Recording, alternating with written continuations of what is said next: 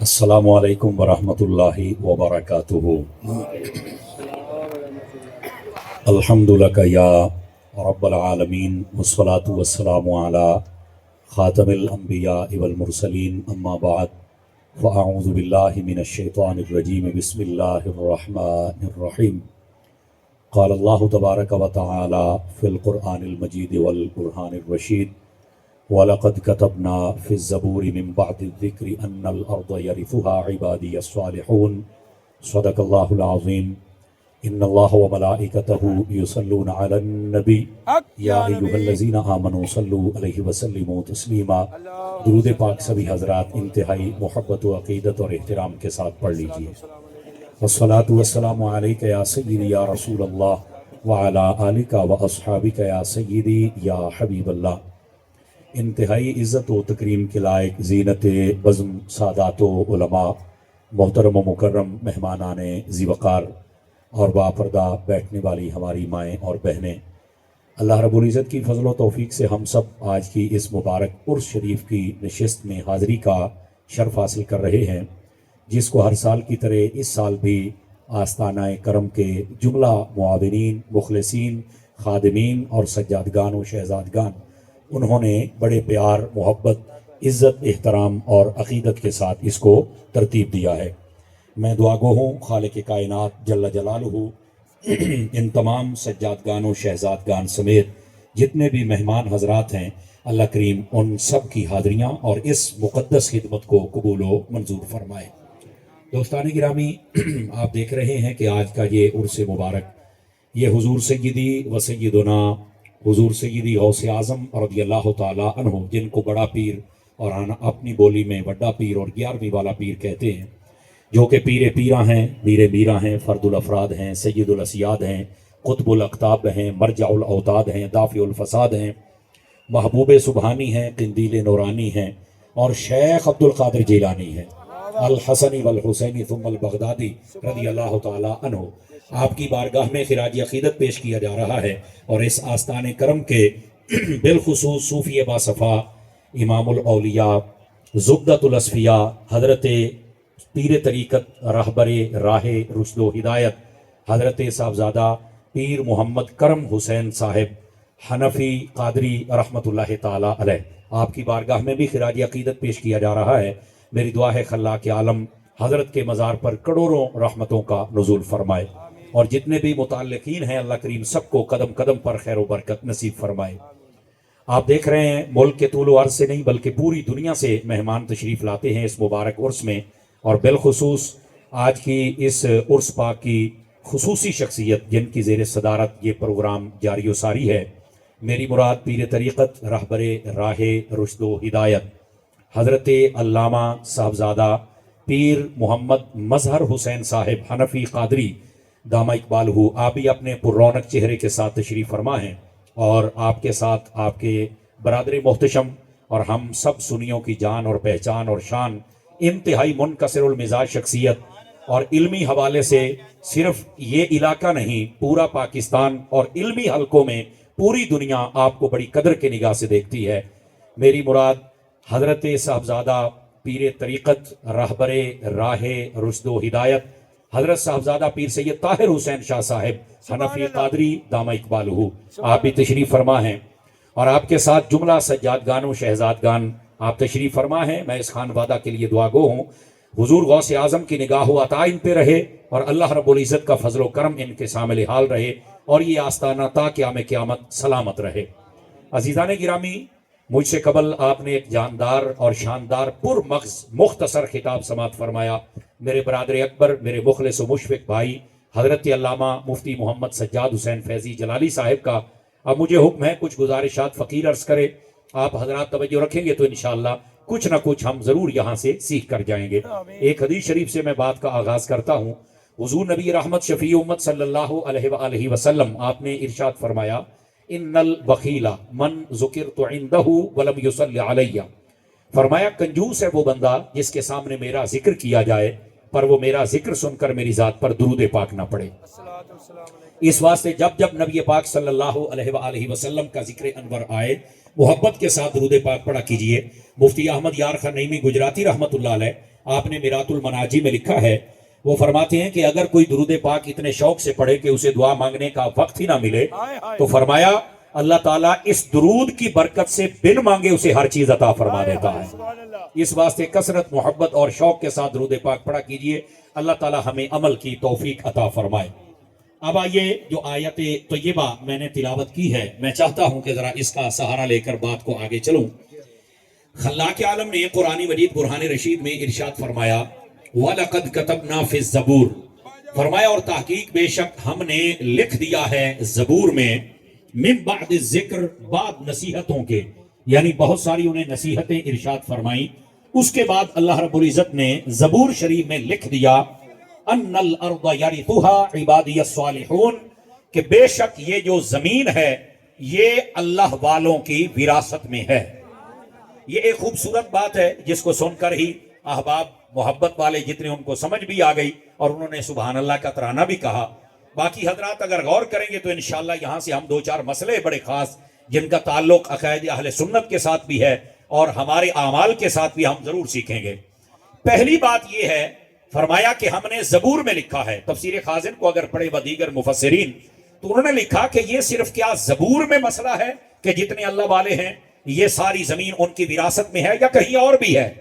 تو فرمایا اس زبور کا مطلب یہ ہے، اس سے مراد تمام آسمانی کتابیں اور صحیفے مراد ہیں، یعنی یہ ان میں سے ایک کتاب نام لے کر باقی سب کو بھی مراد لیا گیا ہے کہ جتنی آسمانی کتابیں اور صحیفے ہیں ان سب میں اللہ نے یہ حکم دے رکھا ہے اور یہ اٹل فیصلہ لکھ دیا ہے کہ جتنے اللہ کے نیک اور صالح بندے ہوتے ہیں یہ زمین ان کی وراثت میں ہوتی ہے۔ یہ پہلی بات۔ دوسری بات یہ ہے، علماء فرماتے اس آیت پر غور کرنے سے یہ سمجھ میں آتا ہے کہ جتنی پہلی امتیں ہیں ان کے اندر بھی اولیاء ہوئے، اور قرآن مجید میں درج کرنے کا مطلب یہ ہے کہ جو مصطفیٰ کی امت ہے اس میں بھی اولیاء ہوں گے۔ اور اگلے جملے پر ذرا لطف لیجئے گا کہ جیسے پہلی امتوں کے اولیاء زمینوں کے وارث ہیں ویسے ہی مصطفیٰ جان رحمت کی امت کی اولیاء بھی زمینوں کے وارث ہیں۔ یہاں پر مفتی احمد یار خان نعیمی نے ایک جو نقطہ لکھا ہے وہ بڑے کمال کا، وہ فرماتے ہیں کہ صرف یہ کہنا کہ جیسے وہ وارث ہیں ویسے یہ اولیاء بھی وارث ہیں، فرمایا یہ علم کے ساتھ انصاف نہیں ہے۔ کہا انصاف کیسے ہوگا؟ فرماتے ہیں آپ غور کر لیں، اور یہ اٹل حقیقت اور فیصلہ ہے، اللہ نے اپنے حبیب کو جو کچھ عطا فرمایا وہ پہلے نبیوں سے افضل اور اعلیٰ عطا کیا ہے۔ آپ علاقہ دیکھ لیں، آپ زمانہ دیکھ لیں، آپ گھرانہ دیکھ لیں، آپ صحابہ دیکھ لیں، آپ دین دیکھ لیں، آپ کتابیں دیکھ لیں، آپ امت دیکھ لیں، اللہ نے ہر چیز افضل عطا کی ہے۔ اس آستانہ کرم پہ بیٹھنے والوں غور کرنا، فرمایا جب امت بھی افضل ہے، کتاب بھی افضل ہے، دین بھی افضل ہے، زمانہ بھی افضل ہے، گھرانہ بھی افضل ہے، صحابی بھی افضل ہیں، تو پھر جو مصطفیٰ کی امت کے اولیاء ہیں وہ بھی افضل ہیں۔ نعرہ تکبیر، نعرہ رسالت، نعرہ حیدری، نعرہ غوثیہ، تیرا پیر میرا پیر، تیرا پیر میرا پیر، آستانہ عالیہ منگانی شریف، سبحان اللہ۔ جزاک اللہ۔ دوستان گرامی، یہ پہلی بات، اور یہ اس آیت کریمہ کے نقطوں میں سے دوسرا نقطہ تھا کہ جیسے پہلی امت کے اولیاء وہ زمینوں کے وارث ہیں ویسے ہی حضور اکرم علیہ السلام کی امت کے بھی جو اولیاء ہیں یہ بھی وارث ہیں، اور پھر یہ ان اولیاء سے افضل ہیں چونکہ نبی پاک کی امت بھی افضل ہے اور نبی پاک علیہ السلام کی امت کے جو اولیاء ہیں وہ بھی افضل ہیں۔ یہ دوسری بات اور طے شدہ بات ہے۔ اب یہاں پر تیسری بات سنیں گے تاکہ مسئلہ حل ہو جائے، اور یہ جو طوفان بدتمیزی سوشل میڈیا پہ اٹھا ہوا ہے بزرگوں کے خلاف اس کا ذرا رد بھی ہو سکے، وہ یہ ہے، فرمایا کہ یہ زمینوں کے وارث ہیں۔ اگر تفسیر ابن کثیر کو پڑھے تو انہوں نے اس مسئلے کو اٹھایا اور سوال اٹھایا اور لکھا، وہ فرماتے ہیں یہ کہنا کہ یہ زمینوں کے وارث ہیں یہ اس جانب اشارہ ہے کہ جو وارث ہوتا ہے وہ با اختیار ہوتا ہے، وہ بے اختیار نہیں ہوتا۔ میں آپ سب کو داد تحسین دیتا ہوں کہ آپ نے جملے کا استقبال کیا ہے، آپ نے سمجھا ہے کہ میں نے کیا عرض کیا ہے۔ فرمایا یہ جو اللہ والے ہیں یہ زمینوں کے وارث ہیں، اور یہ لفظ وراثت بتا رہی ہے کہ جو اللہ والا ہوتا ہے وہ کبھی بے اختیار نہیں ہوتا۔ اس کی وجہ کیا ہے؟ اور اگر میں 2-4 مرلے کا وارث بن جاؤں تو میرا تو اس پہ اختیار ہے، میں جو چاہوں کروں اور جسے چاہوں دے دوں۔ تو جس کو اللہ ساری دنیا کا اختیار دے دے وہ غوث اعظم جو چاہے تو کیوں نہیں کر سکتے؟ تیرا پیر میرا پیر۔ اس واسطے اس مسئلے کو پہلے سمجھے، اور میں یہیں سے ایک بات اور آپ کی خدمت میں عرض کرنے کا ارادہ رکھتا ہوں۔ حضرات پہلے بھی بڑے شوق اور توجہ سے سن رہے ہیں، مزید غور فرمائیے گا تاکہ مسئلہ حل ہو جائے۔ فرمایا کہ یہ جو اللہ والے ہوتے ہیں یہ زمینوں کے وارث ہیں، اور جو وارث ہو وہ بے اختیار نہیں ہوتا، وہ با اختیار ہوتا ہے۔ اور یہاں سے ہی یہ بات واضح ہوئی، اور یہ علم الکلام کا مسئلہ ہے، ہمارے علماء نے اس مسئلے کو لکھا ہے، اس لیے یہ مسئلہ عرض کر رہا ہوں تاکہ یہ بات واضح ہو جائے۔ دوستو یاد رکھیے گا، یہ جو ولایت ہے نا، سیدی اعلیٰ حضرت صاحب رحمت اللہ علیہ، جب آپ سے پوچھا گیا کہ ولایت کس کو کہتے ہیں تو آپ نے فرمایا ولایت اللہ کے قرب خاص کو کہتے ہیں۔ اللہ جسے چاہے عطا فرما دے وہ ولی کامل ہوتا ہے، یہ اللہ کے قرب خاص کو کہتے ہیں۔ اور جتنی پھر اس روحانی میدان میں اس کی پرواز ہوتی ہے اللہ تعالیٰ اتنا اسے قرب اور اختیار عطا فرما دیتا ہے۔ لیکن یاد رکھنا، یہ چونکہ مسلمان کہلانے والے لوگوں میں بڑی بڑی پارٹیشن ہو چکی ہے، اور وہ لوگ بھی یہ ولایت کا نام لیتے ہیں اور دعویٰ کرتے ہیں، کہیں ہماری قوم کسی اور بات میں نہ آ جائے، اس نیت سے آپ کو عقیدہ اہل سنت بتا رہا ہوں۔ دیکھیے اہل سنت کے نزدیک ولایت کا ایک معیار ہے، لیکن یاد رکھے رافضی بھی ولایت کو مانتے ہیں اور خارجی بھی مانتے ہیں، لیکن ان کی کچھ حدود و قیود ہے۔ میں آپ کو پہلے وہ بتا دوں تاکہ ہمارا مسئلہ کھل کے آپ کے سامنے آ سکے۔ یاد رکھیں جو رافضی ہیں وہ کہتے ہیں ہم ولایت کو مانتے ہیں، لیکن ولایت صرف اور صرف سادات میں ہوتی ہے، خاندان رسول میں اسے باہر نہیں جا سکتی، یہ ان کی شرط ہے۔ اور تمام علماء، ایک مبتدی طالب علم بھی جانتا ہے کہ یہ شرط باطل ہے۔ اور میں ایک جملہ کہنے لگا ہوں، آپ کو فوراً سمجھ آ جائے گا۔ میں نے کہا ولایت اگر صرف سادات میں تھی تو پھر میرے نبی نے حضرت مولا علی کو اور حضرت فاروق اعظم کو حضرت عبیس کرنی کی جانب کیوں بھیجا تھا؟ توجہ ہے کہ کوئی نہیں آپ سب حضرات کی؟ ذرا اس بات کو آپ سمجھنے کی کوشش کیجئے۔ اس کا مطلب یہ ہے کہ ولایت صرف یہاں نہیں، اللہ رب العزت جسے چاہے عطا فرما دے۔ ہم اہل سنت کے نزدیک نہ قبیلہ شرط ہے، نہ رنگ شرط ہے، نہ ہی نسل شرط ہے، اور نہ ہی ملک شرط ہے۔ ہمارے نزدیک 2 شرطیں ہیں۔ پہلی بات ایمان و تقوی ہو، توجہ نہیں فرما رہے آپ حضرات، اور دوسری شرط یہ ہے کہ وہ محبوب پاک صلی اللہ علیہ وسلم کی تمام تر شریعت کے مطابق عمل کرے، چونکہ پیر ہوتا ہی وہ ہے جس کی ساری زندگی یا فرمان خدا کے مطابق ہو یا مزاج مصطفیٰ کے مطابق ہو۔ یہ 2 جملوں کے اندر وضاحت ہے۔ لمبی چوڑی دلیلیں دینے والے دیتے رہیں گے لیکن وہ پیچھے رہ جائیں گے، یہ دلیل ہی آگے نکل کے جائے گی۔ غور سے سنیے گا، میں بات یہ بتا رہا ہوں کہ رافضیوں کے نزدیک یہ شرط ہے کہ ولایت صرف خاندان رسول میں ہے، یہ باطل ہے۔ میں نے اس کی دلیل رد کے جو دی ہے وہ بھی آپ کے سامنے پیش کی۔ دوسری بات وہ کہتے ہیں یہ منصوص من اللہ ہوتے ہیں، یعنی وحی کے ذریعے ان کا انتخاب کیا جاتا ہے، جبکہ اہل سنت کے نزدیک یہ شرط بھی باطل ہے کہ ولی کے لیے وحی کا انتخاب نہیں ہوتا بلکہ وہ نبی کے لیے ہوتا ہے۔ یہ یاد رکھ لیجئے، وہ نبی کے لیے ہوتا ہے، یہ وحی کے لیے نہیں ہوتا۔ اگر ولیوں کے لیے ہوتا تو پھر یہ کہیں قرآن اور حدیث میں اس کی نظیر اور شواہد کچھ نہ کچھ ہوتے، وہ نہیں ہے۔ لہٰذا یہ کہنا کہ یہ منصوص ہوتے ہیں تو اس کی بھی کوئی دلیل قرآن و حدیث میں نہیں ہے۔ اور تیسری بات، وہ لوگ یہ کہتے ہیں کہ جو ولی ہوتا ہے وہ جیسے منصوص ہے، جیسے وہ صرف سادات میں ہوتا ہے، ویسے ہی انہوں نے کہا کہ یہ جو ولی ہوتا ہے یہ معصوم ہوتا ہے، جبکہ قرآن و حدیث کے دلائل یہ بتاتے ہیں کہ نبیوں اور فرشتوں کے علاوہ کوئی معصوم نہیں ہوتا۔ اور آپ کے علم میں ہونا چاہیے، یہ اہل سنت کا سٹیج ہے اور علمی سٹیج ہے، اور اس سے یہ بات ہمیں سمجھنی چاہیے۔ فقیر طالب علمی میں عرض کر رہا ہے، آپ ذرا سمجھیں گے تو مزہ آ جائے گا۔ وہ یہ ہے جس کو معصوم بنایا جاتا ہے اس کی 2 وجوہات ہوتی ہیں۔ ایک وجہ کہ اس کا کردار زمانے میں ایسا ہو کہ کسی کا ویسا کردار نہ ہو، کیونکہ جو نبی ہوتا ہے وہ آتا ہی لوگوں کے کردار کو تحفظ دینے کے لیے ہے، وہ لوگوں کے کردار کو درست کرنے کے لیے، تو وہ رول ماڈل کے طور پہ ہوتا ہے۔ ان کو معصوم اس لیے بنایا جاتا ہے کہ سورج بھی نکلا ہو تو کبھی بادل آ کے اس کی روشنی کو مدھم کرتا ہے، لیکن جو نبی ہوتا ہے اس کے سامنے کوئی سورج بھی نہیں آ سکتا ہے، وہ جب سے چمکا ہے تب سے لے کر قیامت تک کے لیے وہ چمکتا ہی رہ جاتا ہے۔ نعرہ تکبیر، نعرہ رسالت، نعرہ رسالت، نعرہ تحقیق، نعرہ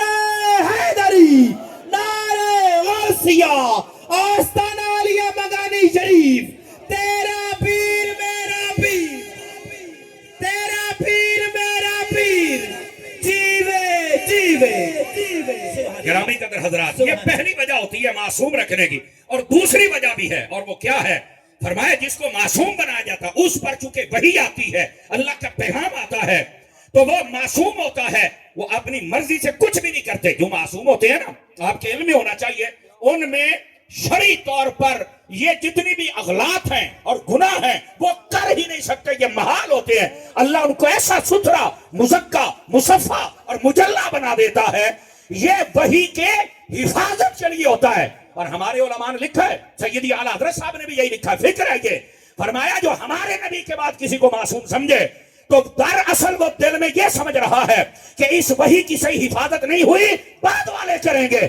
فرمایا ہمارے مصطفیٰ نے حفاظت ایسے کر دی، زمانہ دیکھ رہا ہے۔ اور پھر صحابہ کرام نے جب قرآن کو جمع کیا، ایک ایک آیت پر 2 گواہیاں لی ہیں، اور پھر رب نے قرآن میں لکھ دیا ہے، فرمایا اس قرآن کو نازل بھی ہم نے کیا ہے اور اس کی حفاظت بھی ہم ہی فرمانے والے ہیں۔ اس واسطے اس کے بعد کسی کو معصوم نہیں سمجھا جا سکتا، یہ معصوم رکھنے کی وجہ ہوتی ہے۔ تو میں عرض یہ کر رہا ہوں کہ یہ شرط بھی باطل ہے۔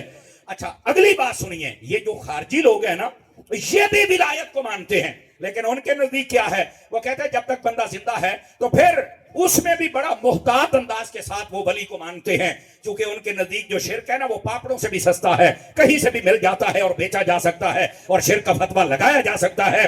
جبکہ میرے حبیب پاک فرما رہے ہیں مجھے تمہارے بعد یہ خوف، جب میں چلا جاؤں گا اپنے بعد مجھے تم پر یہ خوف نہیں کہ تم کافر و مشرک ہو جاؤ گے، ہاں دنیا دار ہو جاؤ گے۔ جب نبی اپنی امت کے ایمان کی ضمانت دے رہے ہیں تو پھر کون ہے جو اس امت پہ شرک کے فتوے لگا سکتا ہے؟ اس واسطے وہ مانتے خارجی لوگ بھی ہیں ولیوں کو، پر ان کا انداز پتہ کیا ہے؟ وہ کہتے ہیں ہے صحیح، پر جیسے تم کہتے ہیں نا یہ بھی کر سکتے ہیں یہ بھی کر سکتے ہیں، وہ بے اختیار ہوتے ہیں۔ تو میں نے کہا ایک تو قرآن کی آیت بتاتی ہے کہ اللہ نے ان کو زمینوں کا وارث بنا دیا، اور وارث کبھی بے اختیار نہیں ہوتا، اور دوسری بات میں نے کہا عقلی بات بھی ہے، ولی کہتے کس کو؟ کہ اللہ کے دوست کو۔ تو میں نے کہا کیا اتنی عقل بھی نہیں رکھتے پگلے؟ اگر کوئی ایم پی اے کا دوست بن جائے وہ تو با اختیار ہوتا ہے، تو جو رب کا دوست بن جائے وہ کیسے با اختیار نہیں ہوتا ہے؟ سمجھ آ رہی ہے حضرات کے کوئی نہیں ہے آپ کو؟ اس واسطے یہ کہنا کہ ولی ہے پر بے اختیار ہے، تو میں کہہ دینا مڈھو نہ ماننا، جب ماننا بنتا ہی نہیں۔ پھر اللہ کے بندے جب کوئی ٹائٹل دے دیا ہے، اب بندہ عالم کو عالم بھی کہے اور پھر کہے کہ نہیں علم جانتا بھی نہیں ہے، یہ کسی کو فتویٰ نہیں دے سکتا، یہ مسئلہ نہیں بتا سکتا، تو مڈھو ماننی نا۔ یعنی اگر کسی کا کوئی سٹیٹس ہے تو اس کا کوئی دائرہ اختیار بھی ہے، اس کا کوئی دائرہ تعظیم بھی ہے، اس کا کوئی دائرہ محبت بھی ہے، اس کو بھی آگے بیان کرنا چاہیے۔ تو میں عرض یہ کر رہا ہوں یہ سنی عقیدہ یہ ہے، ہمارے نزدیک جو ولایت ہے نہ کسی نسل میں مقید ہے، نہ کسی ملک میں مقید ہے، اور نہ ہی یہ بے اختیاری کا نام ہے، یہ حضور کے امتی کو جسے چاہے میرا رب عطا فرما دیتا ہے، اور جب وہ مقام ولایت پہ فائز ہوتا ہے۔ اگر آپ بخاری شریف کا مطالعہ کریں تو حدیث بتاتی ہے میرا رب حضرت جبرائیل کو طلب فرماتا ہے، اور میرا رب فرماتا ہے جبرائیل میں فلاں بندے سے پیار کرتا ہوں اور تو بھی اس سے پیار کر۔ اب یہاں پر میں ایک سادہ سی بات کہنے لگا ہوں، اگر آپ سمجھیں گے تو میں نے کہا یہ بزرگوں کی محبت دلوں سے نہیں نکل سکتی۔ کہا کیوں؟ میں کہا جنہاں نال رب پیار کرے انہاں دیاں محبتاں دلوں تو نہیں نکل سکتیاں، اور پھر میرا رب فرماتا ہے تو بھی محبت کر۔ تو جبرائیل پاک کہتے ہیں ٹھیک ہے میں بھی محبت کرتا ہوں۔ پھر اللہ فرماتا ہے اعلان کر دے آسمانوں میں زمینوں میں کہ اس سے اللہ محبت کرتا ہے، آپ بھی اس سے محبت کریں۔ اور میں ادھر دیکھیے اے پنجابی بیٹھے ہو لوگ، جھٹکے لوگ تے جھنگ دے لوگ، میں آنا جے دے دل وچ اللہ دے سچے ولیاں دا پیار ہے نا، این اپنا سینہ ٹھپیا کرو۔ آخر کیوں؟ میں کہا جڑا اعلان ہویا ہی نا کہ انہاں دے نال میں بھی پیار کرنا تے میرے بندے تسی بھی کرو، اور جے دل وچ ایمان ہونا اسے پیار کرنا ہے نا۔ پیار کرنے والے کو تو اپنا سینہ ٹھپنا چاہیے کہ یار ساڈے ڈیڈے پیار تے ہے نا۔ اور ویسے بھی یہ قرآن کا فیصلہ ہے، ان الذین آمنوا وعملوا الصالحات سیجعل لهم الرحمن ودا۔ قرآن مجید میں میرے رب نے فرما دیا ہے، میرا رب فرماتا ہے بے شک وہ لوگ جو ایمان لائے اور ایمان لانے کے بعد نیک اعمال کیے ان کی محبت اللہ لوگوں کے دلوں میں ڈال دیتا ہے۔ ارے آج اگر ان اللہ والوں کی محبت ہے تو یہ قرآن کی آیت پکار کے اعلان کر رہی ہے اللہ والے بھی سچے ہیں اور ان سے محبت کرنا بھی عین قرآن کا حکم ہے۔ یہ نہیں ہو سکتا کہ ان سے محبت کو شرک کہا جائے یا ناجائز کہا جائے۔ اللہ کے بندو، یہ تو حدیث میں بھی اعلان ہے اور قرآن میں بھی اعلان ہے کہ جو اللہ والے ہوتے ہیں ان سے محبت کا اعلان میرے رب کی جانب سے کروایا جاتا ہے۔ یہ تھی تیسری بات اس آیت کریمہ سے۔ اگر آپ توجہ رکھیں تو میں اگلی بات بھی عرض کروں آپ کی خدمت کے اندر۔ حضرات توجہ فرمائیں گے، یہ پیر صاحبان، سجادگان و شہزادگان یہ فقیر جیسے طالب علم کو شاباش دے رہے ہیں، میرے لیے حوصلے کا سبب ہے۔ باقی یہ نگاہ کرم ہی ڈالتے رہیں تو کرم حسین کی نگاہ ہی کافی ہے۔ آپ ذرا توجہ رکھیں گے تو انشاءاللہ یہ مسئلہ بھی آپ کو کھل کر واضح ہو جائے گا اور بات سمجھ بھی آ جائے گی، اور وہ یہ ہے، سنیے گا ذرا میرے عزیز دوستو۔ یہ جو آج حضور غوث اعظم رضی اللہ تعالیٰ کا ہم نے عرس منایا ہے، آپ کو پتا ہے کیسی کیسی ہوا کو خراب کرنے کی کوشش کی جا رہی ہے اور کیسے کیسے حضور غوث پاک کے نام کو کیش کروانے کی کوشش کی جا رہی ہے۔ لیکن آؤ ذرا اس حقیقت کو بھی آپ کے سامنے رکھوں۔ میں حضرات پیر صاحبان اور بالخصوص آستان کرم کے جتنے بھی سجادگان و شہزادگان ہیں، میں آپ سب کی توجہ چاہتے ہوئے یہ بات عرض کرنا چاہتا ہوں۔ میں 3 دن پہلے سندھ میں تھا تو وہاں پر عرس تھا حضور غوث پاک کے حوالے سے، تو مجھے ایک دوست نے کہا کہ اتاری صاحب ہم آپ کو سنتے رہتے ہیں اور آپ مسلک اور عقیدے کی بات کرتے ہیں، اور ظاہر سی بات ہے بندہ جیسا ہو ہم اس کو ویسی نتھ ڈالنا بھی جانتے ہیں اللہ کی رحمت کے ساتھ، آپ جانتے ہیں، اور سنتے رہتے ہیں، پھر کئی چیختے ہیں بیچارے۔ میں نے کہا چیخنا نہیں چاہیے، اصل بات یہ ہے جیسا منہ ویسا تھپڑ، یہ ان کا علاج یہ ہے۔ یہ کیسے ہو سکتا ہے لوگ صحابہ اور اہل بیت اور اولیاء کے خلاف بات کریں اور ہم چپ کر کے بیٹھے رہیں، اور پھر جب ہم تھوڑا سا بولتے ہیں تو جملے کاٹ ماٹ کے دو، یہ جناب مولوی صاحب یہ کرتے ہیں تو ہم کہ چپ کر کے بیٹھ جا۔ یہ دن میں 5 تقریریں کرتا ہوں، یہ ہماری گالیاں سنتے ہیں، یہ قرآن و حدیث کے دلائل سنتے ہیں، اور ان کو پتا ہے کہ یہ وہی مسلک ہے جو غوث اعظم کا ہے، یہ مہر علی کا ہے، یہ جماعت علی کا ہے، یہ غوث علی کا ہے، اور یہی مولا علی کا ہے۔ یہ وہی بات ہے بھائی۔ لیکن ظاہر سی بات ہے جب لوگوں کے پیٹ پہ ٹانگ لگتی ہے، مفادات پہ ٹانگ لگتی ہے تو پھر درد ہوتی ہے۔ آپ بے فکر رہیں، ہم جب بھی بات کریں گے عقیدہ اہل سنت کی بات کریں گے۔ اور اس بات کو میں جب وہاں سندھ میں پہنچا تو بہت بڑا مجمع تھا، آپ نے دیکھا ہوگی تصاویر سوشل میڈیا پر، میں نے اپنی زندگی میں اتنا بڑا مجمع 11ویں شریف کے نام پر نہیں دیکھا، یقین فرمائیے۔ تو مجھے ایک دوست نے کہا کہ یہاں کچھ لوگ گمراہ کر رہے ہیں، اور وہ جو جیلم کا جاہل کمرے میں بدا ہوا ہے یہ ذرا اس کے متاثرہ ہیں، اور وہ یہ کہہ رہے ہیں کہ غوث پاک تو رفع یدین کرتے تھے تو غوث پاک تو ہمارے ہیں۔ تو کہتے ہیں یہ آپ نے جواب دینا۔ ایک اور اس نے سوال کیا کہ یہ کہتے ہیں کہ غوث پاک تمہارے تو اپنی نمازیں پڑھواتے تھے۔ میں نے کہا کیسے؟ کہا جی صلاۃ غوثیہ۔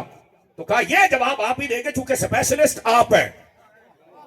میں نے کہا یہ بھی سعادت کی بات ہے کہ آپ نے مجھ جیسے طالب علم کو سمجھا ہے، تو چلو یہ نوکری اگر ہمارے حصے ہے تو پھر ہم بھی دیتے ہیں۔ آپ ذرا توجہ کیجیے، اب یہ سوال تو ہے کہ غوث اعظم رفع یدین کرتے ہیں تو پھر یہ ہمارے ہیں تمہارے نہیں ہیں۔ تو میں نے کہا دیکھیے علمی دیانت کی بات یہ ہے، یہ آپ نے کہاں سے پڑھا کہ غوث اعظم رفع یدین کرتے؟ کہا غنیت و طالبین میں۔ تو میں آکے آجے میں اس بات سے نہیں جانتا بھی وہ کنہ لکھی ہے دی تحقیق کیے، پر آپ ٹاکی سے گالتے لالے نے بے غنیت و طالبین دکلہ رفع یدین مننا جا باقی اور کئی گال بھی بننی ہے۔ سمجھ آ رہی ہے حضرات کے نہیں آ رہی؟ علماء کو اللہ سلامتی عطا فرمائیے، میری بات جلدی سمجھیں، اور آپ عوام کے لیے میں 2-3 تحفے دیتا ہوں، ذرا غور سے سنیے گا۔ میں نے کہا اسی غنیت الطالبین میں حضور غوث پاک سے جب سوال ہوا، حضور سیدی غوث اعظم سے، کہ بتائیے اتنے بڑے بڑے مسلک فرقے جماعتیاں بن رہی ہیں تو جنت میں کون جائے گا، نجات والا کون ہوگا؟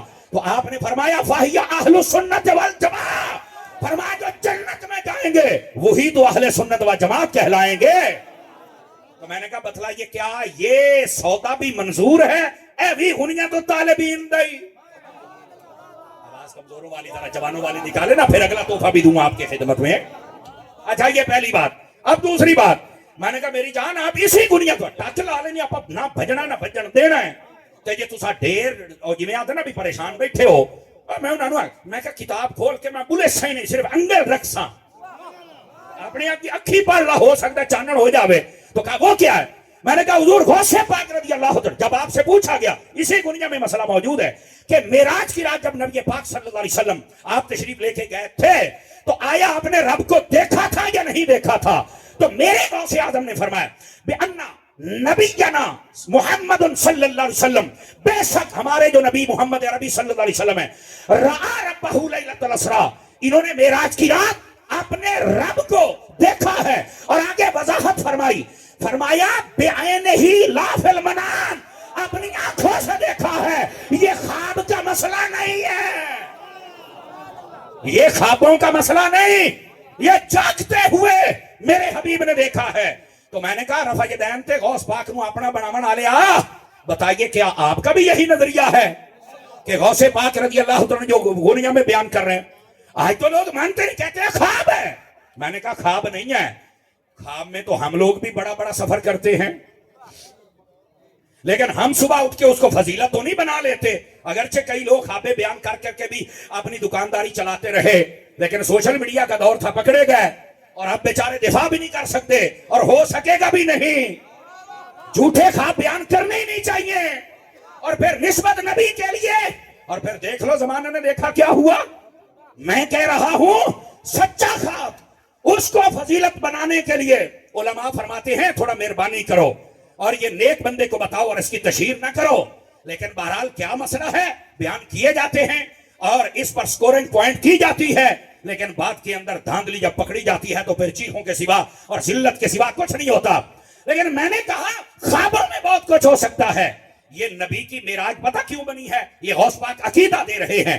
حضور اکرم علیہ السلام کی معراج یہ نہیں ہے کہ آپ بیدار ہوتے ہیں یا جبرائیل جگاتے ہیں, تلیاں چوم رہے ہیں اور آپ براق میں بیٹھ رہے ہیں, آپ اقصی شریف میں جا رہے ہیں, انبیاء کی امامت کر رہے ہیں, ایک ایک کر کے 7 آسمانوں پہ جا رہے ہیں, پھر سدرہ ہے, پھر عرش ہے, پھر لامکاں ہے.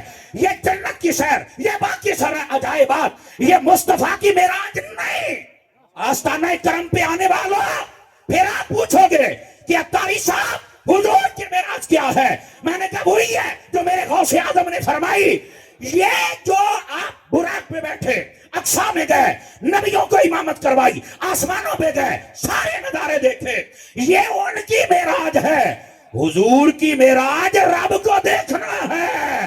نعرہ تکبیر, نعرہ رسالت, نعرہ رسالت, نعرہ حیدری, نعرہ غوثیہ, تیرا پیر میرا پیر. دستگیر دستگیر. اور بسا اوقات یہ بات آپ سنیں, لوگ چونکہ اس پر پھر دلیل بھی دیتے ہیں نا, تو جب درس نامی بندے نے نہ کیا ہوا ہو اور اگر کیا بھی ہو تو پھر پیر تکڑا ہونا چاہیے.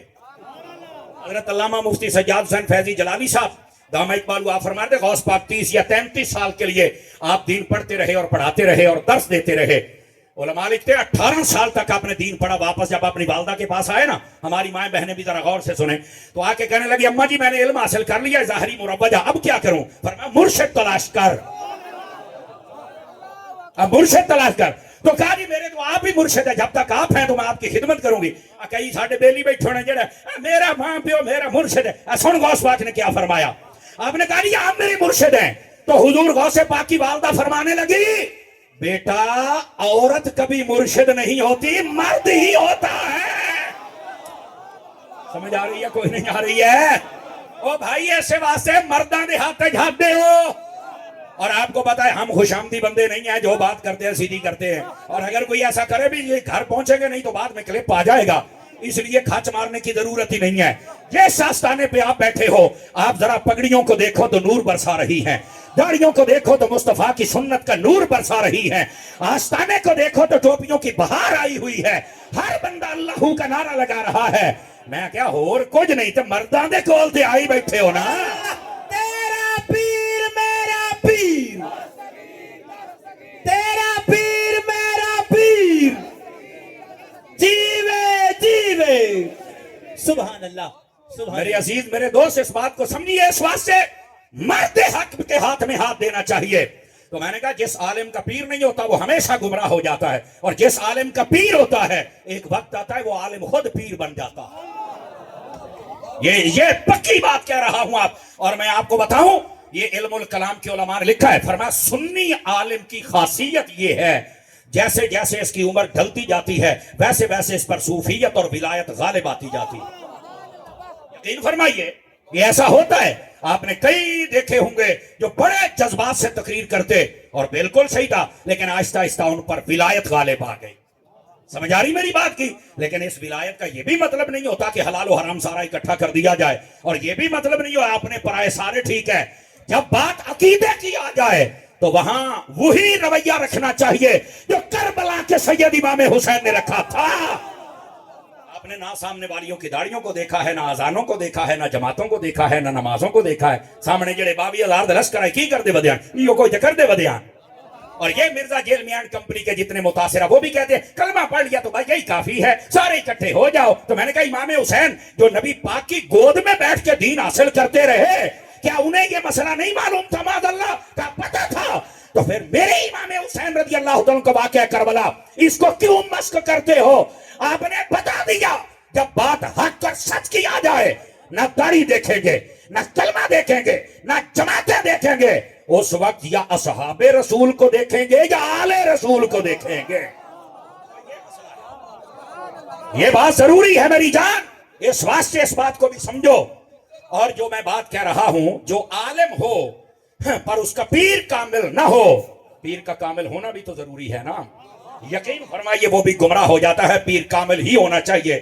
اور کامل پیر کے بارے میں نے 2 لفظوں میں وضاحت کر دی، جس کی ساری زندگی یا فرمان خدا کے مطابق ہو یا مزاج مصطفیٰ کے مطابق ہو. اور آپ کو پتا ہے حضور سیدی و سیدنا غوث اعظم فرد الافراد قطب الاقطاب مرجع الاوتاد دافع الفساد، آپ نے پھر کس کے ہاتھ میں ہاتھ دیا تھا؟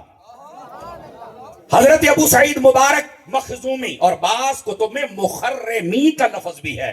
اب یہ کاتب کی غلطی ہے یا پھر حقیقت میں مخرمی ہے، یہ میرا اللہ بہتر جانتا ہے. ہم اس تحقیق کو اللہ کے سپرد چھوڑتے ہیں. حقیقت یہ ہے غوث پاک نے بھی اپنا پیر بنایا ہے.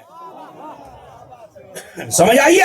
اور اس کے بعد 56 سال تک میرے غوث پاک آپ دین پڑھتے رہے، پڑھاتے رہے. اور یہ بہجت الاسرار پڑھ لو، و دیگر کتب کے اندر بھی یہ تصریح موجود ہے.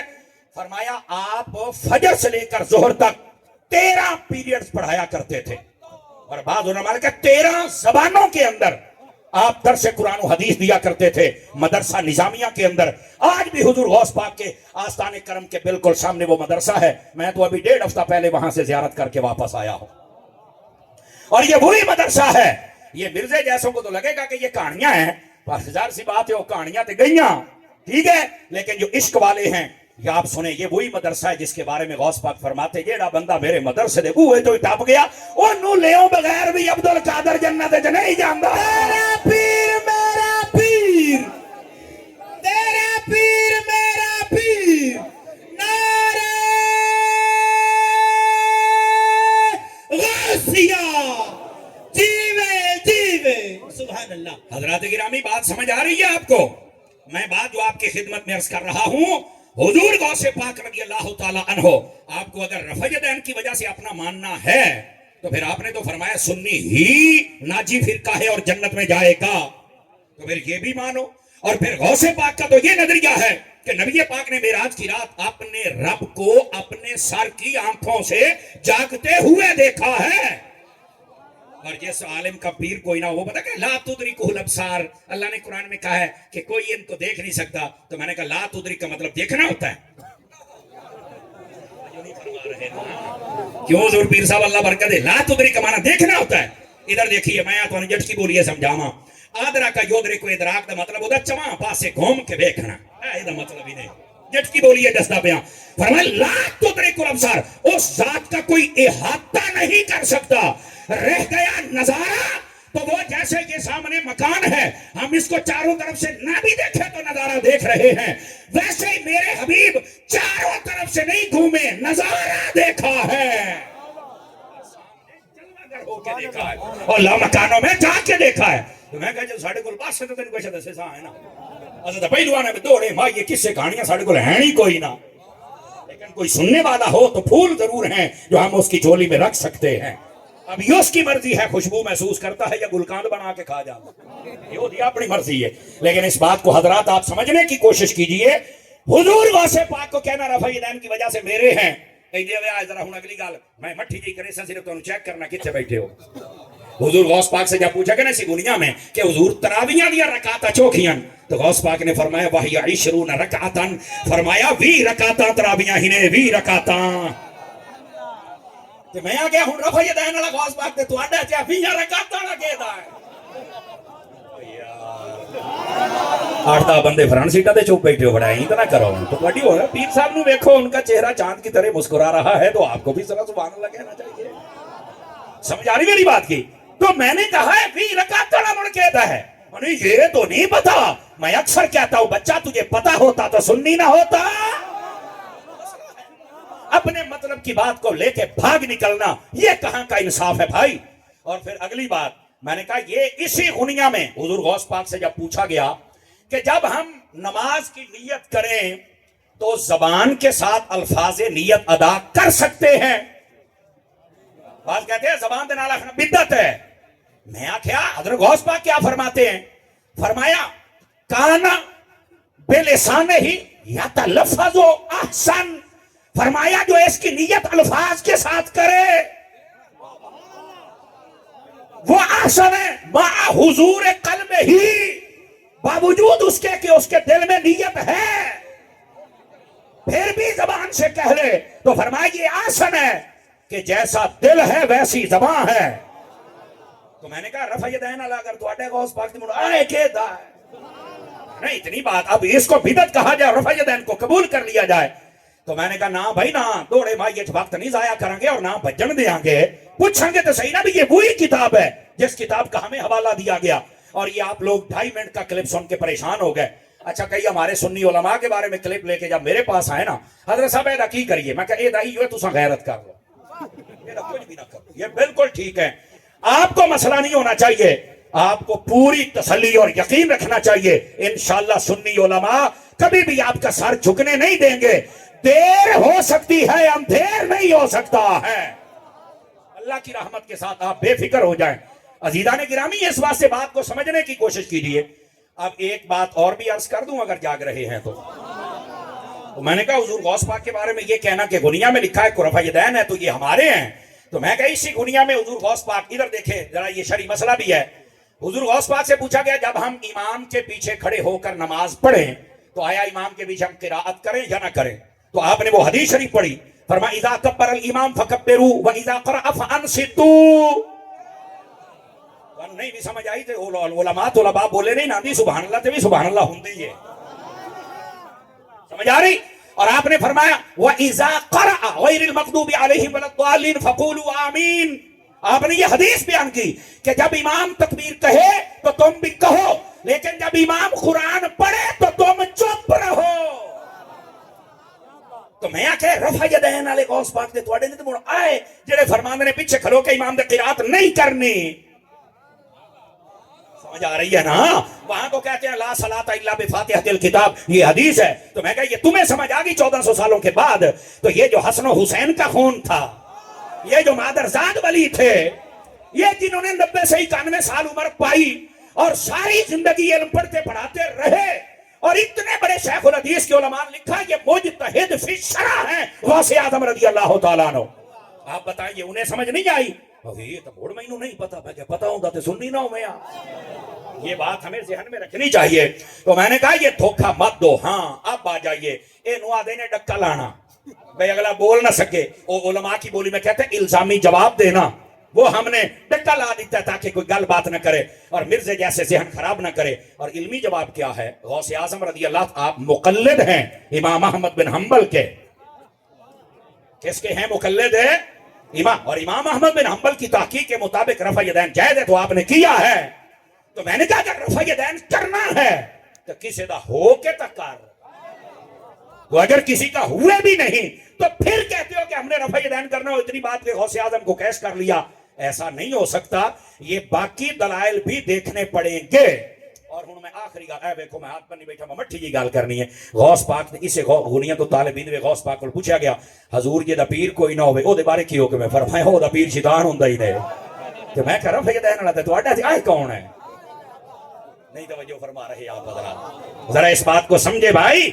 और हुजूर गौसे पाक ने इसी गुनिया में फरमाया जब एक शख्स ने सवाल किया कि अगर कोई बंदा आप तक नहीं पहुंच सकता लेकिन आपसे मोहब्बत करता है और अपने आप को अपने मुरीदों में शामिल करता है तो हुजूर आप क्या फरमाते हैं?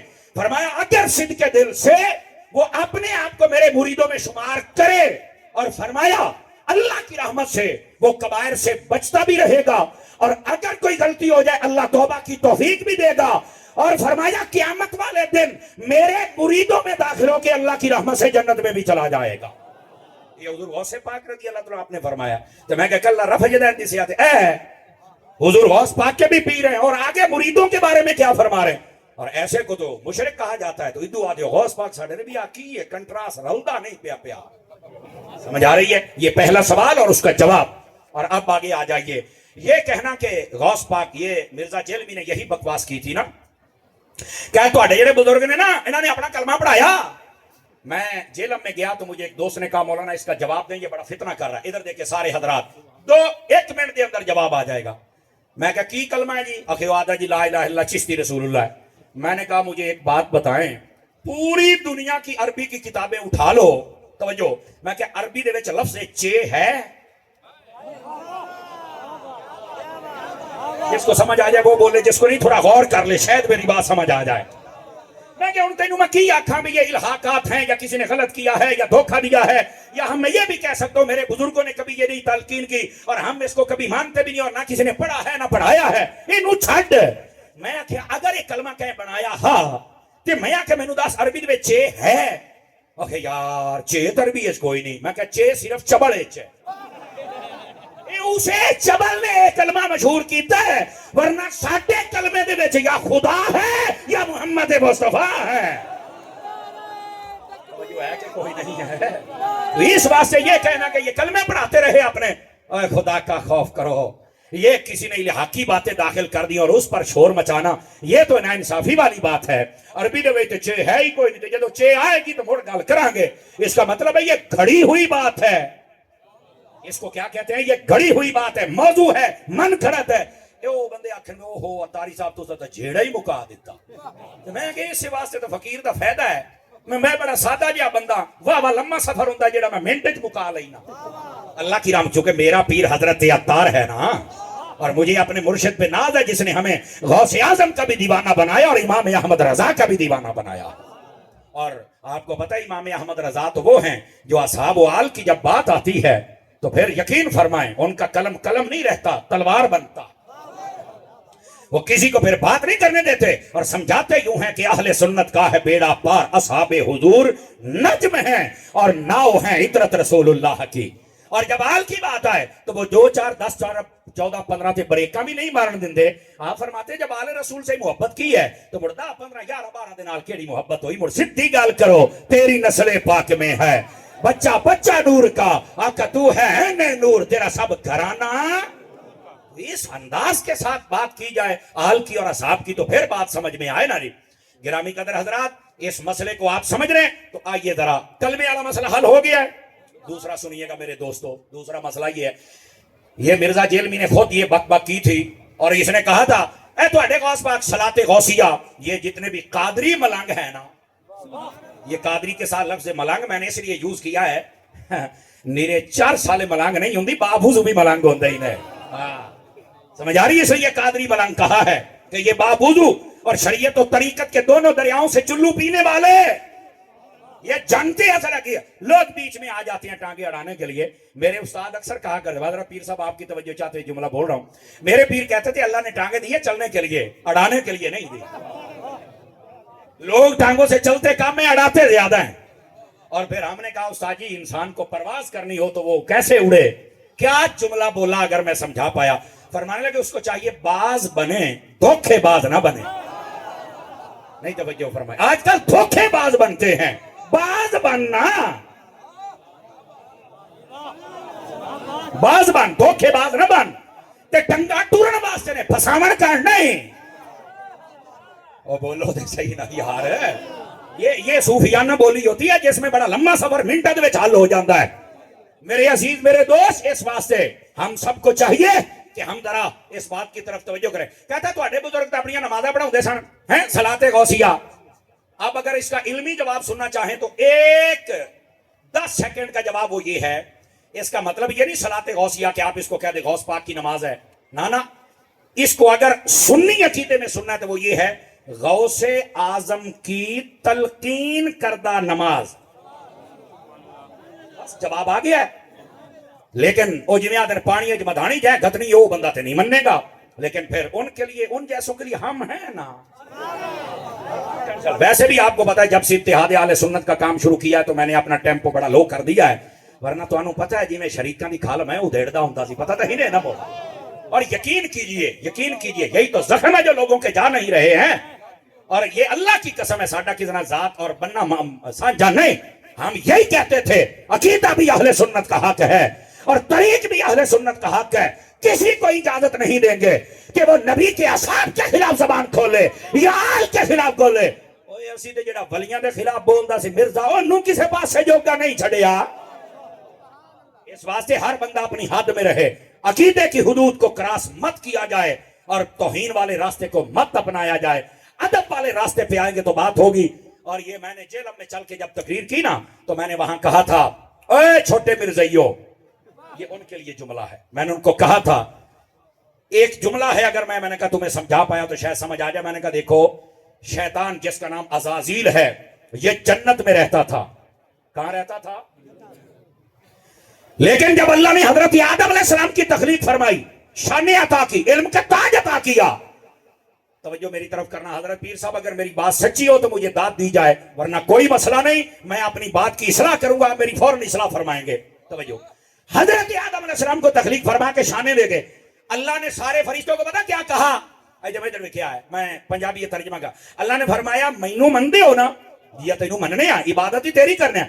اللہ نے فرمایا مڑ آئے میں آدم بڑھایا اے دی عزت تک کرو. جملہ سنو یار، مندے مینوں ہو، رب میں سجدہ مینوں ہے، عبادت میری ہے، لیکن عزت میرے بندے دی بھی کرو. توجہ بھائی توجہ، سارے مان گئے. انہاں کے باری تعالیٰ جدو تیرا حکم ہے، تیرا آرڈر ہے، تو شانہ دیتیاں نے کہ اسی بالکل تیرے اس بندے نو منن واسطے تیار ہیں، عزت کریں گے. توجہ بھائی توجہ. اور ایک شیطان اڑ گیا، انہیں آ کے میں انہاں دی عزت نہیں کرنی. اب بعض لوگ نا یہاں دھوکہ دیتے ہیں، کہتے ہیں وہ جی آدم نے، وہ جو تھا نا شیطان، اس نے سجدہ نہیں کیا تھا. اور میں کہ مر رہی ہیں کہ بھانڈ بھی کر، سجدہ عبادت تھا یا تعظیمی تھا؟ حالانکہ اگر امام راضی کو پڑھو تو آپ فرماتے ہیں کروڑوں سال اس نے اللہ کی عبادت کی ہے، انہوں کوئی ٹینشن نہیں ہوئی. ٹینشن کیسے لے بنی ہے؟ یارے بزرگاں دے مزار تے آئے بیٹھے ہو، آئے لنگر بڑا خاص انہیں جے تساں لے لیا تے میں نو چاس آ جانی ہے. اللہ نو مندہ رہا، سجدے کردا رہا، عبادت کردا رہا. بعض علماء نے کہا 6 کروڑ سال تک اس نے اللہ کی عبادت کی ہے، انہوں کوئی ٹینشن نہیں ہوئی. لیکن جدو اللہ نے اپنا بندہ بنا کے فرمایا نو میں عزت دیتی، شان دیتی، یہ دی عزت کرنی ہے، عبادت نہیں، عزت، ادب، احترام. شیطان نہیں ہو سکے میں نہیں کردا. کیوں؟ انہوں شیطان نو اے ہو گیا بجے میں اللہ والیاں دی عزت کیتی نا تے کدائیں توحید اس کو مسئلہ نہ بن جائے. آج بھی شیطان دا ایو مسئلہ بے جو اللہ نو مندہ ہے تے اللہ والیاں نو نہیں مندہ.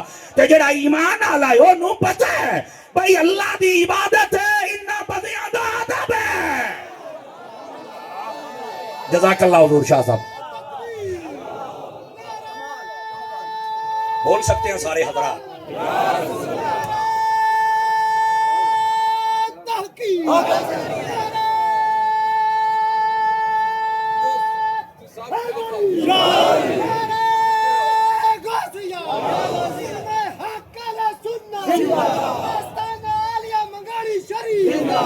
جزاک اللہ. کو بات سمجھ آئی ہے حضرات کے کوئی نہیں آئی؟ تو میں اور جٹکا بندہ ہی نے آئے اگلا بانڈ بھی سن لو. ایو شیطان دی نشانی ہوندی ہے، نہ انہوں سنگ، نہ پوچھڑ تے نہ نمبر پلیٹ.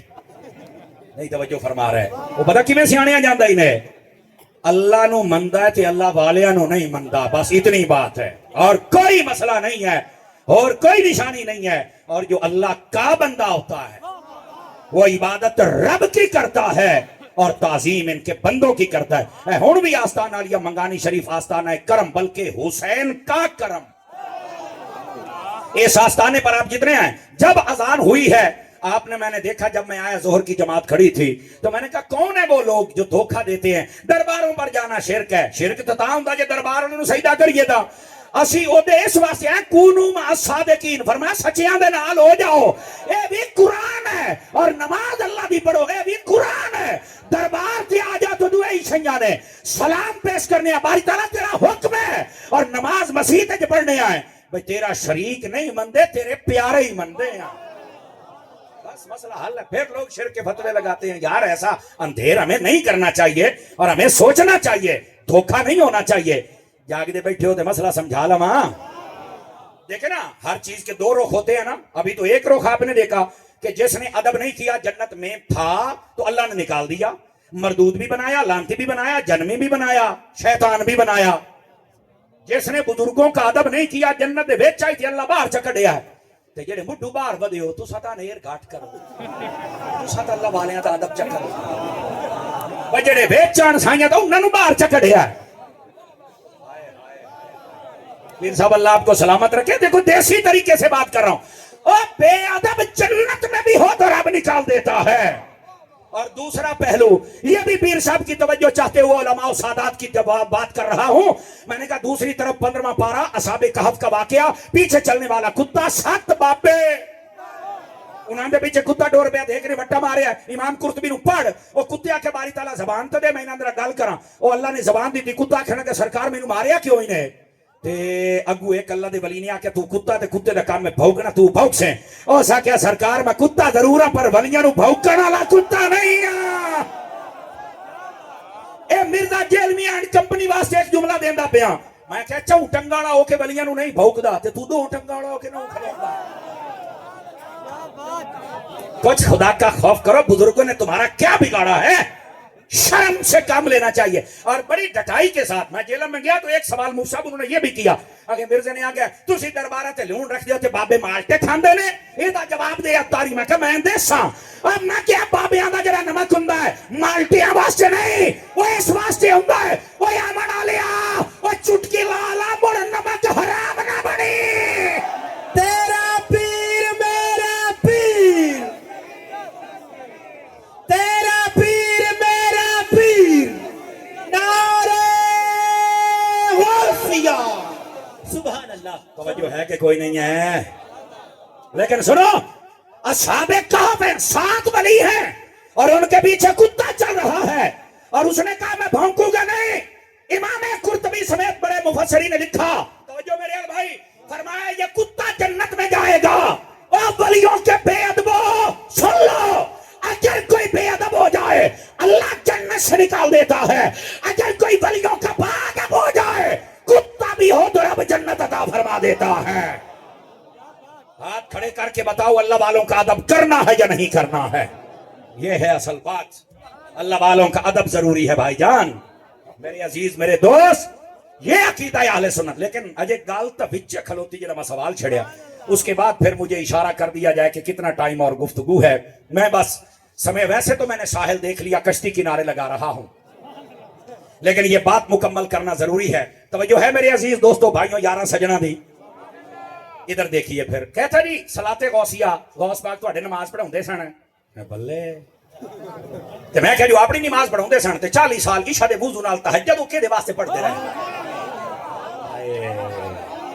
کچھ خدا کا خوف کرو. صلاۃ غوثیہ نہیں, غوث پاک دی نماز ہے. او بھائی, ایک لائن میں جواب یہ ہے کہ غوث اعظم کی تلقین کردہ نماز, اسی کو تم نے غوث پاک کی نماز کہہ کے لوگوں کا جناب دماغ گمراہ کیا ہے. اور آؤ اس پر میں آپ کو حدیث سے ایک دلیل دیتا ہوں.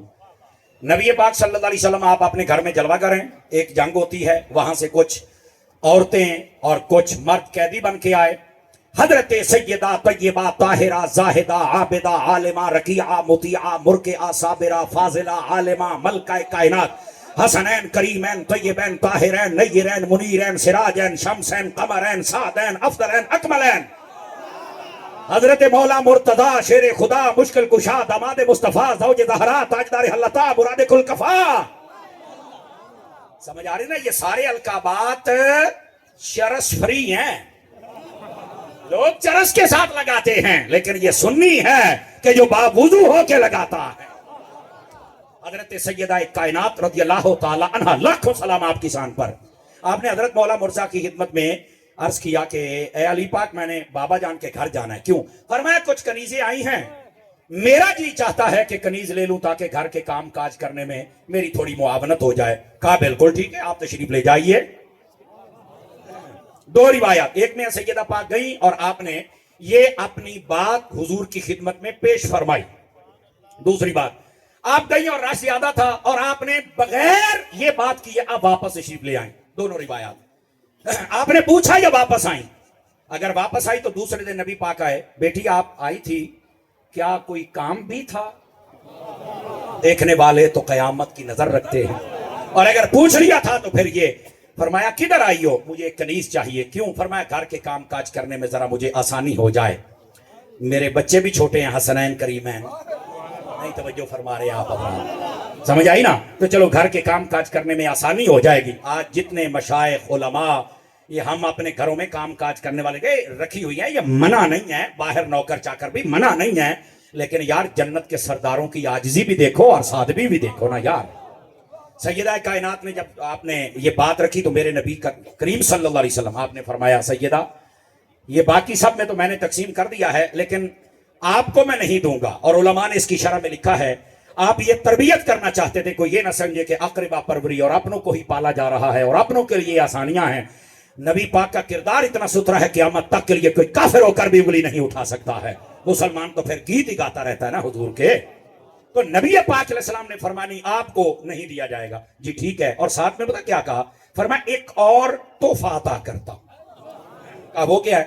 فرمایا جب بھی نماز پڑھنی ہے 33 مرتبہ سبحان اللہ, 33 مرتبہ الحمدللہ, 34 مرتبہ اللہ اکبر, اور اس کا نام تمام محدثین نے رکھا تسبیح فاطمہ. کیا نام ہے؟ تسبیح. فرمایا بیٹا اس کے پڑھنے کا فائدہ یہ ہوگا کہ آپ کی ساری تھکن دور ہو جائے گی, سکون اور اطمینان آپ کے وجود میں بھر جائے گا. کہا بالکل ٹھیک ہے. یہ مسئلہ اپنی جگہ پہ ہے, لیکن میرا مسئلہ یہ ہے اس وظیفے کا نام کیا رکھا؟ تسبیح ہے. تو کیا کوئی فتویٰ لگا سکتا ہے کہ یہ حضرت فاطمہ کی تسبیح ہے تو شرک ہو گیا, تو یہ تو اللہ کی نہیں ہے؟ کہا نہیں نہیں, یہ جو تلقین ان کے لیے کی گئی تھی یہ نسبت ادھر ہے, ذکر اللہ کا ہی ہے. تو میں نے کہا صلاۃ غوثیہ میں بھی یہی ہے کہ 1 مرتبہ الحمد اور 11 مرتبہ قل شریف پڑھو. یہ نماز اللہ کی ہے, صرف طریقہ غوث اعظم نے بتایا ہے. صرف اتنی بات ہے اور تم غوث اعظم پر تان کر رہے ہو. خدا کے بندو سمجھنے کی کوشش کرو. اور ادھر دیکھیے, میں آخری گزارش, اور جسٹ 5 منٹ مجھے دے دیے جائیں تاکہ میں یہ بات مکمل کر لوں. حضرت صاحب کی طرف سے اجازت ہے, تھوڑے والوں بھی آیا کہ کوئی نہ؟ یہ میں نے اس لیے پوچھا ہے, تھوڑا بیدار مغزی کا ثبوت دیجئے تاکہ ہم نتیجے پر پہنچ کر پھر اپنی بات کا اختتام کرتے ہیں. میرے عزیز میرے بھائی, ویسے تو مائیں بہنیں بیٹھی ہیں, ان کے لیے بھی بہت سارا پیغام ہونا چاہیے, لیکن چونکہ عقیدے اور اصلاح پر بات ہوئی تو امید ہے ان کو بھی فائدہ ہوگا. لیکن ایک بات ضرور کرتا ہوں, میرے نبی پاک علیہ السلام نے ارشاد فرمایا, جب پوچھا کہ حضور اچھی بیوی کون سی ہوتی ہے تو میرے نبی نے 3 نشانیاں بتائیں. فرمایا جب اس کا شوہر گھر آئے تو وہ اپنے شوہر کا استقبال کرے. اور استقبال کا مطلب یہ نہیں ہے کہ سامنے پھول چھولتے رہے اٹھتے سٹتے تھے تیرا استقبال ہونا ہے. اس کا مطلب یہ ہے کہ جب تو آئے تو تیرے سے سلام لے اور تجھے بٹھائے, تیرے لیے اچھا کھانا ہو اور جو تو پسند کرے تیرے لیے کپڑے پہنے, اور جہاں پسند ہو وہاں جائے, جہاں نہ پسند ہو وہاں نہ جائے. یہ عورت کا استقبال ہے شوہر کے حق میں. ہاں یہ دعا نہیں استقبال کے جناب علی 15-20 بندے کھلوتے ہیں, حضرت صاحب تشریف لائے آئے تھے بلے بلے, یہ منما نہ سمجھی کھلوتے ہوئے آئے نا, اس لیے میں نے ونڈ کی ہے. تو عورتوں کو چاہیے اپنے شوہر کا استقبال کیا کریں, اچھے سے ویلکم فرمایا کریں. نمبر 1. نمبر 2, فرمایا اچھی بیوی وہ ہے جب وہ گھر پہ ہو اور اس کا شوہر کوئی جائز کام کہے تو فوراً مان جائے, بہانے نہ بنائے. وہ سا کہ میں چاہ پینا, نہیں میں تو تھکی ہوئی ہوں. بہانے نہ بناؤ میری بہن بیٹی, بالکل بہانے نہ بناؤ. اچھا بس اوقات عورتوں کو جواب دینے کا طریقہ بھی نہیں نا, ہوں گیس کوئی نہیں تو ہٹ کے جناب علی او سوئی گیس آڑے نو گاڑو گاڑی, نہیں نہیں نہیں, صرف اتنی بات کرو کہ گیس نہیں جو ہی آئے گی سب سے پہلے انشاءاللہ آپ کی خدمت میں پیش کی جائے گی. انہوں بھی سمجھ آ جا سی بھی یا تو ہوں میں سلنڈر لایا ہوں کہ نہیں مڑ جھٹ میں صبر کر لواں. نہیں توجہ فرما رہے. یہ دوسری بات. اب تیسری بات, نبی پاک نے فرمایا اچھی بیوی وہ ہے جب اس کا شوہر کہیں چلا جائے اپنے گھر کی حفاظت بھی کرے, مال و دولت کی حفاظت بھی کرے اور اپنی عزت آبرو کی حفاظت بھی کرے. یہ عورتوں کے لیے پیغام لے کے جائیں. بلکہ جلدی میں ایک حدیث شریف اور عرض کروں, میرے کریم نے فرمایا جو عورت 4 کام کرے, اللہ رسول کو مان لے, اس کے بعد 5 نمازیں پڑھے, فرض ہو جائے تو روزے رکھے اور اپنے شوہر کی اطاعت کرے. جو 4 کام کرے میرے کریم نے فرمایا جنت کے جس دروازے سے چاہے داخل ہو کے جنت کے اندر تشریف لے جائے.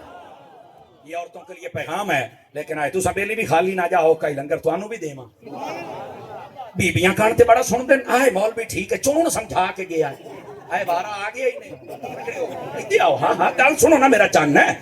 نبی پاک کی حدیث کا مفہوم ہے فرمایا سب سے بڑا بد اخلاق وہ بندہ ہے جو جب گھر سے باہر چلا جائے تو بڑا ہنس ہنس کی باتیں کرے, بڑا مسکرا کے حضرت صاحب دا اخلاق بلے گلاب دا پھول لے, اور جب گھر آئے تو بیوی سے اور بچوں سے لڑنا شروع کر دے اور جھگڑنا شروع کر دے. فرمایا یہ سب سے بڑا بد اخلاق ہے. ہم جتنے بیٹھے ہیں تکڑی میں نے دے دی ہے, تولو نا, نہ میں تولا, نہ میں ماشا, نہ میں پوری رتی ہوں. سمجھ آ رہی ہے؟